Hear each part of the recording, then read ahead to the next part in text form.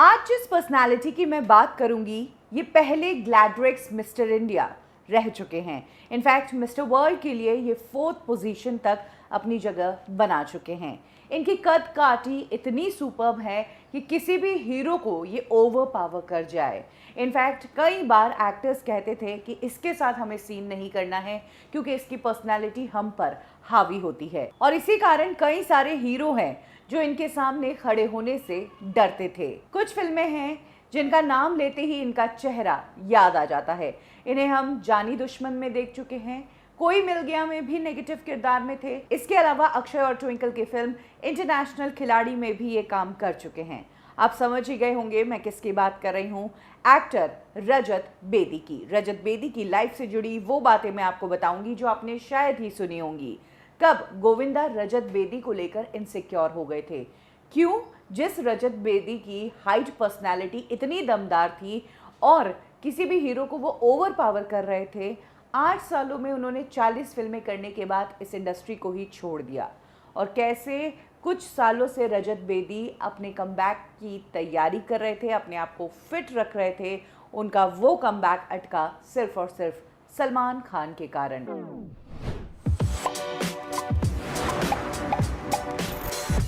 रजत बेदी एक फिल्मी माहौल में ही पले बड़े हैं। उनके दादा बहुत महान डायरेक्टर राइटर थे इस इंडस्ट्री के। रजत बेदी की परवरिश एक फिल्मी माहौल में ही रही है। उनके ग्रैंडफादर बहुत बड़े राइटर डायरेक्टर रह चुके हैं। उन्होंने एक चादर मैली सी और अभिमान जैसी फिल्में लिखी हैं। वहीं बात करें रजत बेदी के पिता की, तो उनके पिता नरेंद्र बेदी थे जिन्होंने इंडस्ट्री में रफू चक्कर और खोटे सिक्के जैसी फिल्में बनाई है। इनके एक बड़े भाई भी हैं जो कि खुद एक फिल्म एक्टर थे, मानिक बेदी उनका नाम है।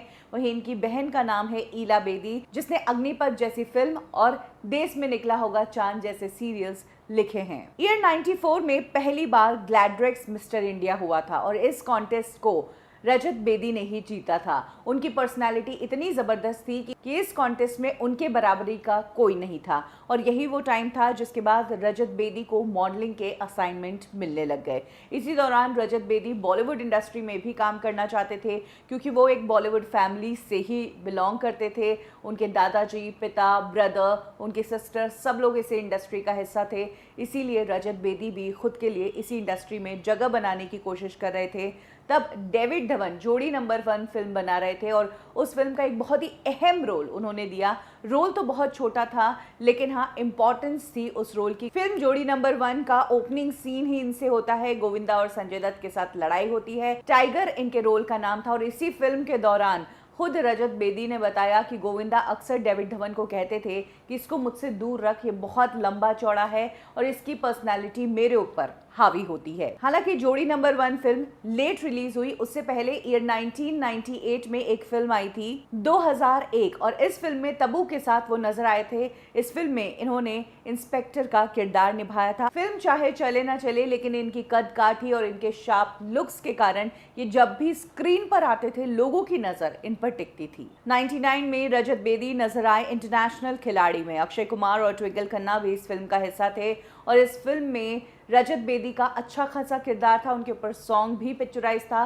और ट्विंकल खन्ना के साथ इस फिल्म में उन्होंने काफ़ी हॉट सीन्स भी दिए थे। इंडियन, दिल आशिकाना, माँ तुझे सलाम, इस तरह की फिल्मों में रजत बेदी रोल्स करते नजर आ रहे थे। भले ही मल्टी स्टार कास्ट वाली फिल्में थी, लेकिन रजत बेदी अपनी प्रेजेंस नोटिस करवाते थे। फिर आई फिल्म जानी दुश्मन। जानी दुश्मन में वैसे तो बहुत सारे एक्टर्स थे, लेकिन ये फिल्म ही फ्लॉप हुई। बट रजत बेदी की जब भी बात होती है या उनका चेहरा जब सामने आता है तो फिर जानी दुश्मन फिल्म सबसे पहले याद आती है। ईयर 2003 में आई फिल्म कोई मिल गया से रजत बेदी को काफी फायदा हुआ था। ये फिल्म सुपरहिट रही और रजत बेदी का रोल भी लोगों को पसंद आया। धीरे धीरे रजत बेदी की इंडस्ट्री में जो इमेज थी वो एक बैडी की बनती जा रही थी, एक विलेन की। और ये वो टाइम था इंडस्ट्री में जब हीरो अगर अच्छी बॉडी वाले थे तो उनके सामने विलेन भी उनकी बराबरी और उनकी टक्कर वाला चाहिए था। यही कारण है कि रजत बेदी जो हीरो तो बनना चाहते थे, लेकिन जिस तरह के ऑफर्स आ रहे थे उन्होंने उन्हें नेगेटिव किरदार में धकेल दिया। तो अब नेगेटिव किरदार पर ही वो अपनी पकड़ बना रहे थे और एक के बाद एक वो फिल्में कर रहे थे। इसी दौरान 2007-2008 आया। तब तक रजत बेदी तकरीबन 40 फिल्में कर चुके थे और कुछ 10-15 फिल्में उनके हाथ में थी, लेकिन एक के बाद एक ऐसा होता कि या तो वो फिल्म से रिप्लेस हो जाते या उनके हाथ से ये फिल्में चली जाती। अब जिस एक्टर ने 8 साल इंडस्ट्री में निकाल लिए, वो अपनी ग्रोथ के बारे में सोचेगा। ये तो कोई भी बर्दाश्त नहीं कर पाएगा कि एक के बाद एक सारे प्रोजेक्ट्स कैंसिल हो रहे हैं। और यही वो टाइम था जब रजत बेदी की उम्मीदें टूट गई। वो ग्रो करना चाहते थे, मॉनेटरी वाइज भी वो बड़ा होना चाहते थे। यही कारण है कि तब उन्होंने डिसाइड किया कि अब बॉलीवुड की वो फिल्में इन छोटे मोटे रोल्स के लिए वो करेंगे ही नहीं। उन्होंने इंडस्ट्री क्विट कर ली और वो कनाडा चले गए। कनाडा जाकर उन्होंने अपना रियल एस्टेट का बिजनेस शुरू किया और वहाँ पर भी रजत बेदी ने अच्छी खासी ग्रोथ की और बहुत बड़ा नाम कमाया। लेकिन एक टाइम फिर बिजनेस में बुरा आया और उन्होंने सब कुछ खो दिया। फिर से उन्होंने संभलना शुरू किया और यही वो टाइम था जब रजत बेदी ने बिजनेस के साथ साथ अपने पैशन को भी अपनी लाइफ का हिस्सा बना दिया। उन्होंने फिर से बॉलीवुड की तरफ रुख किया। इस दौरान उन्होंने अपने प्रोडक्शन कंपनी स्टार्ट की।